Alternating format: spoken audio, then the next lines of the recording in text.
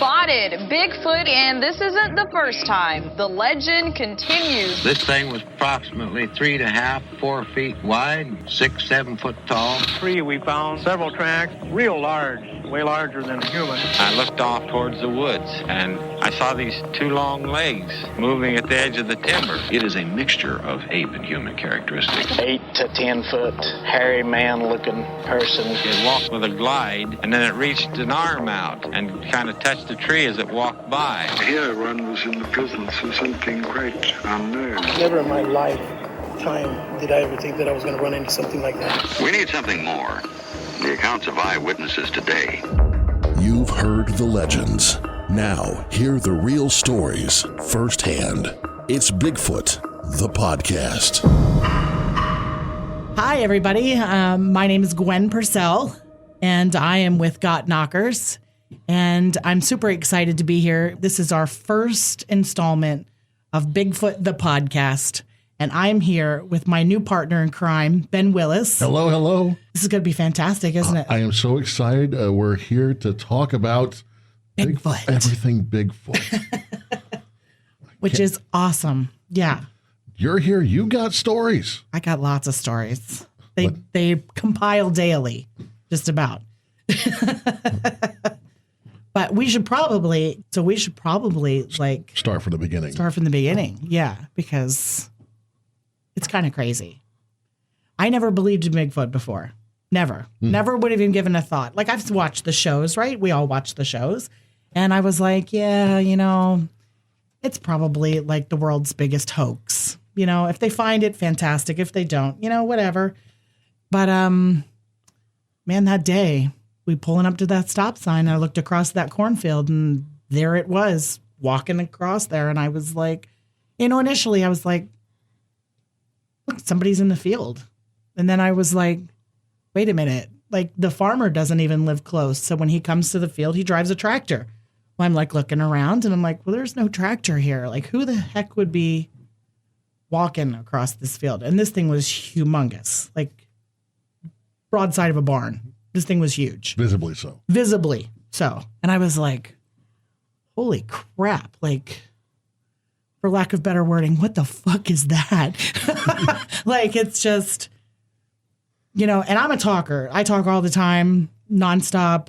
And I was quiet all day following that. And my husband, we were in the car driving home, and my husband's like, what is wrong with you? Like, you haven't talked all day. And I'm like, I don't know. I'm like, did you see that thing in the cornfield? He's like, what thing? And I was like, dude, a naked lady could be walking down the street. And he would totally miss it because he's just not paying attention. But he was like, you did not see a Bigfoot. We do not have Bigfoot around here. And I'm like, dude, I'm telling you what I saw. Like, and I'm tell it like it is. Like, I don't care if I really hurt your feelings. I try to be tactful, but that doesn't always work out. And I was like, you're not going to believe this. I found Bigfoot reports out of Shamokin. He was like, they're drinking. They're coal miners. They didn't see Bigfoot. They were trash. And I was like, dude, I'm telling you, in Shamokin, there were Bigfoot reports from back in like the 60s and 70s. And I was like, this is unreal. Unreal. So then I just started asking people who equally thought I was nuts and crazy. And because I just don't care what people think about me, it doesn't affect me. And people started telling me, like, I saw a Bigfoot at the water company in Sunbury. And I was like, the freaking water company? Like, are you kidding me? Yeah, it was insane. Insane. It leaves you speechless, honestly. It does. To think about things like that. I was quiet all day because I'm like trying to process this whole incident and the whole, like, finding these reports. Like, I would have never looked for Bigfoot reports in this area if I would not have seen this huge giant black thing, walking across this cornfield. And I was like, I can't, even still today, sometimes when I talk about things, I laugh at myself because I'm like, I can't believe you just said that. Like, you sound like a lunatic. But it's what happened. Like, I can't make it up. So, Ben, I think before we go any further, we should probably talk about Got Knockers. Yeah, I was going to ask about that, just because it's a little Double entendre, maybe? What do you mean? It is a funny double meaning, yes. doesn't it? But Bigfoot is thought to knock on trees to get the attention or communicate with other Bigfoot. With what? Trees, rocks, whatever. I don't know exactly how it works, but okay. I have heard tree knocks in the woods. I wish I could tell you that, yes, it's a tree on a tree or a rock or whatever, but I just don't know. But so I was on this Bigfoot expedition. I'm very green in the Bigfoot world, and I paid several $100s to go into the woods with professional Bigfooters. And my husband thought I was insane, but it was my birthday and I was paying for it, so I did. And so we're in the middle of this in the woods, and one of the guys that I paid to be there with picked up these tree branches, and he like debarked them and cut them real nice. And I was actually a little jealous. They were really nice knockers. But that aside, I looked right at him because I was making T-shirts at home, and I said, when I get home, I'm going to make you a T-shirt. And I did. I came home. It was supposed to be like a play on like a milk carton, got knockers. Okay. Yeah, and so I said it to him, and he messaged me immediately and was like, you have to trademark this. And I was like, get the hell out of here. I'm like, that is ridiculous. Nobody is going to want this got knocker shirt. And he was like, I'm telling you, you really need to trademark this. And I sat on it for about 6 months. And finally I did trademark it. And funny story, the lawyer was like, if you take the Bigfoot out of the logo, you could make that any font you want. You can use it however you want to. And I was like, the Bigfoot has to stay because if I take the Bigfoot out, people are just thinking I'm talking about boobs. Yeah, that's the obvious choice. Not talking about boobs at all. So the Bigfoot has to stay. So the logo is as it is because that's how it has to be. But I go to festivals and women look at the stand, like I'll have the T-shirts and stuff out, and they look at it and they're like, just real slow walking, staring, and there's my husband, and he's like, "It's my wife's brand," like because he really does. Not me. Right? He don't look at me. Don't blame me. He does look like the creeper guy standing at the stand, and so it's hilarious. But that's what got knockers means. It started out as a joke and has turned into. Well, it feels like it might continue to be the underlying pun here. And we do a breast cancer shirt, so that's kind of a play on words, right? Perfect. Knockers, yeah. So you say it knocks like Morse code? I mean, like, is there any language or something that they say? I don't know what the knocks mean. Like, I have had experiences where I've climbed out of my tent in the morning and I'm looking around for footprints and I hear a tree knock behind me and I'm like, what the hell is that? Like, it's almost, you get the feeling like they're saying, hey, she's awake. Like, I mean, my husband says that every time I step out of bed. Oh, Jesus, she's up. Like, I don't know what's going to happen today. But yeah, that's the feeling that you got. Like, hey, she's awake. Like, I don't know if he's telling other Bigfoot, say, watch out for her. The crazy lady is awake. I'm not sure what's happening. But yeah, just simple tree knocks. Have you tried to communicate yourself? Oh, yeah. Through this method? And I'm a little nervous about it. Like when I do a tree knock, because I don't know what I'm saying. Like, yeah, because I don't know what I'm saying. My hovercraft is full of eels. Yes. Right. Am I going to piss somebody off and he's going to come storming through the woods and rip my arms off? Like, I don't know what's happening. So I'm hesitant to do tree knocks, but I have done them. But again, I don't know what I'm saying. Or what kind of accent, perhaps. Right. Like if I knock too softly, is that like a mating call? If I knock too loud, is that a aggressive call? Like, well, I've heard other people say it too, that there's whoops associated. Yes, yeah. I'm not a good whooper. No, not a good whooper at all. It's terrible. Where do you go from? From there, it's like. And again, what are you saying when you're making a whoop? It's like what could that possibly mean? Are you drawing somebody in for dinner? Is it like does the baby's diaper need changed? I'm not sure. Like, I don't know what you're saying. So I'm leery to make those noises in the woods because I just don't know what I'm going to get from it. Like, what the reaction is going to be. I know personally, I was raised to be out and about in the outdoors. I was a Boy Scout, did a whole bunch of stuff. Heard some weird things out in the day. Never stopped to think it might have been a Bigfoot. But now, every time you hear a noise, you're going to think wonder. of this. I'm going to think about this. And every time I hear a big crack in the background, it's like, oh, who said what? No, this is food for thought. I'll tell you what. So I can imagine you spent a lot of time, though. Like I have out in the woods, just outside experiencing I do a whole bunch of stuff. I do go out quite a bit, as often as I can. With Bigfoot season coming and festival season, I get less time during the summertime to go out in the woods than I'd like. But I did have another instance with a Bigfoot in Salt Fork, Ohio, where he actually touched the back of my car. And so... Lay your hands on the car. Yeah. I slept in my Bronco because my husband was not able to go with me. So I packed a light, took an air mattress, slept in the back of my Bronco.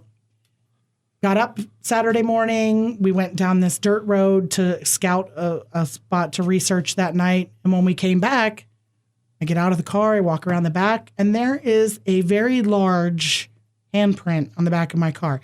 Now, I had to really stretch my fingers out to try and reach this and still didn't get it.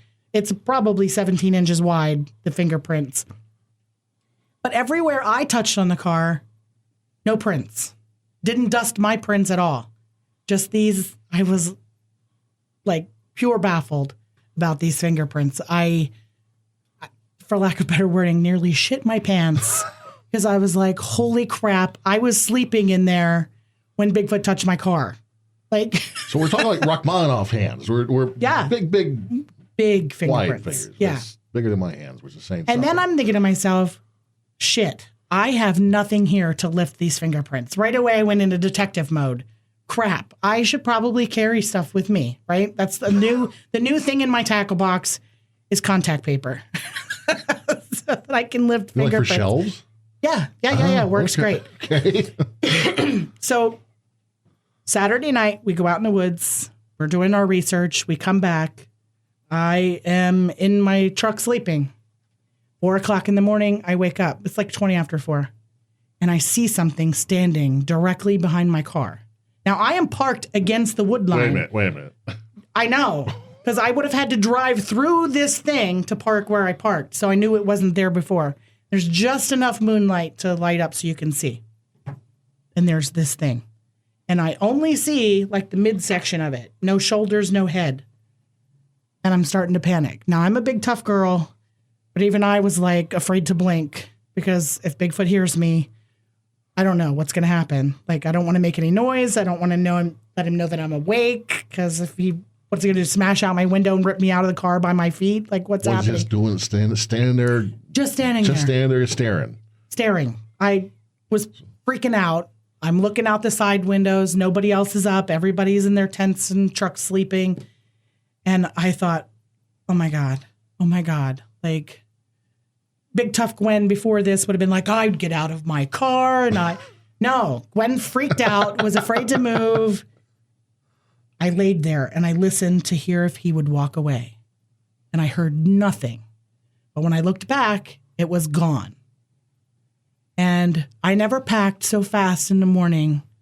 Like, I just shoved shit in my car. There was no folding things up. It was just shove it in there, close the door, and I went home. Didn't say anything to anybody. Called my husband. I'm like, you are not going to fucking believe what happened last night. And I tell him, he goes like, you need to talk to Bill. Bill was sleeping in the truck next to me, in his truck, sleeping. So I call Bill. Bill calls me back, and he says, the lady that was sleeping across from me in her tent got out of the tent at the same time, approximately, and saw it standing there. And she checked it in her FLIR camera. Wait. Yeah. So this is confirmed. Yeah, what? I saw it. She saw it. But her FLIR camera does not take pictures, which really pissed me off. FLIR camera? A thermal camera. Oh, okay. She had like a mono knock FLIR camera. Okay. And she said that there was absolutely something standing there. Now, detective mode. I'm like, shit, I got to get home and lift these fingerprints. I'm like 4.5 hours away from my house. And I hit Like one raindrop hit my car window and it's all gone forever. Freaked out in the car, screaming to every God in heaven, going, please don't rain. And it cleared up. And I made it home, parked it in the garage, lifted the prints, and it was insane. I will never forget it. But I thinking to myself, okay, I drive a Bronco. So it's like 5.5 feet from the ground to the top of my car. So I didn't see shoulders or a head. So ballpark, the thing had to have been 7 foot tall. Minimum. Yeah. That's a beefy boy. That's a beefy boy. And I freaked out. I don't know. That was insane. I'm dying to go back. I was going to say, get more fingerprints. How, like, when you lifted the fingerprints, I'm like, what did you see? Like, what dermal ridges. Really? I framed them so that I could take them and show everybody. I carry these fingerprints everywhere. Oh my gosh. They're probably in the back of my car right now. We should. I honestly do want to see those things. Once we're done here, I want to take a look at those things. That is very intriguing. It is impressive. So I will share this on my Got Knockers Facebook page. Oh, perfect. So that everybody can see it. But I will definitely make sure that you get a firsthand view. You too can judge for yourself looking at these things. Oh, this is fascinating stuff. I got to be honest. I came into this project as a skeptic, most like because I've been brought up the very rigid scientific method. You know, my grandparents were both science teachers. You know, and my dad's an engineer, and like I was brought up doing audio engineering stuff and everything like that. But I want to keep an open mind. Yes. I don't want to say this can't happen. I wasn't going to say that. I wasn't going to say you're hallucinating things or taking things out of proportion or reading into something. No, I don't want to say that because, quite frankly, I've had situations where maybe I haven't necessarily seen things like Bigfoot, but I'm not going to say that's not what you experienced in this case. Absolutely not. But I am fascinated to think that there are things out there that we just have not encountered in this world. We know that there's things we have not yet encountered in this world. Right. It's a fact, right? Mm-hmm. It's a fact. I mean, to think that we've discovered everything there is out there is just moronic. Like if you believe that, in the depths of the oceans, then places that we can't get to, that there's not something down there that we don't know about, that we've never discovered, you're insane. Like, because we can't get there.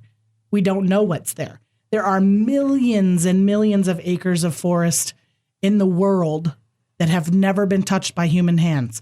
To say that we know what's there definitively is ridiculous.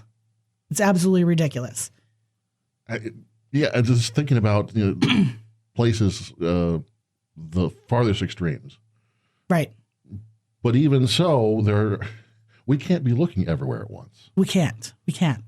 And with the human population exploding and people moving into what used to be wooded areas, we are literally pushing creatures of all kinds further in, we're giving them less and less space to live, which means we're seeing more and more of different creatures that we wouldn't normally see because they don't have any place else to go. Now, here's where I absolutely agree with that, is that because we are encroaching on all these areas, we have been pushed back. Yep. You look at maps of virgin forest across the United States over the last 300 years, it's getting whittled back to almost absolutely nothing. So if ever there was a time when we would be encountering something that had been secluded, yes, it does kind of make a little bit of sense.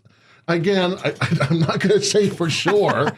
I don't know. Maybe I just need some more convincing. And then you have to factor in. I mean, we've had a lot of wildfires. I mean, Canada, the whole country was basically on fire last summer. Okay. Oh, those animals got to go somewhere. If they don't die in the fire, they've got to go somewhere. And where are they going to go? they're going to come to the United States. I mean, they're kind of landlocked there. They're either going to go north to more snow and colder temperature, or they're going to come south. No, they're going to stop at the border and say, I don't have a visa, I sorry. can't go there. It's the United States. I don't have my passport. Right. It's, kind of, sorry. Get off topic. I mean, like mountain lions, Pennsylvania says we do not have mountain lions. What, do they stop at the border of New York? They stop in Ohio, whatever. And they're like, I can't go there. That's Pennsylvania. I mean, that's just stupid. That's really stupid of Pennsylvania to even make that statement. You don't know. I mean, of course they know because they release them here. But, I mean, that's here and there. But, I mean, these creatures just don't stop and go, well, I can't go there. They don't give a shit. They're going to go where they want to go, and they really don't care. It's like the raccoons or the deer that just wander into town. Yeah. I mean, garbage pandas are everywhere. So after talking about all this stuff, your experiences personally out seeing and hearing these things, I got to ask, why are we here today for the podcast? What is driving you to get this out? It's giving people a safe place to talk about their stories.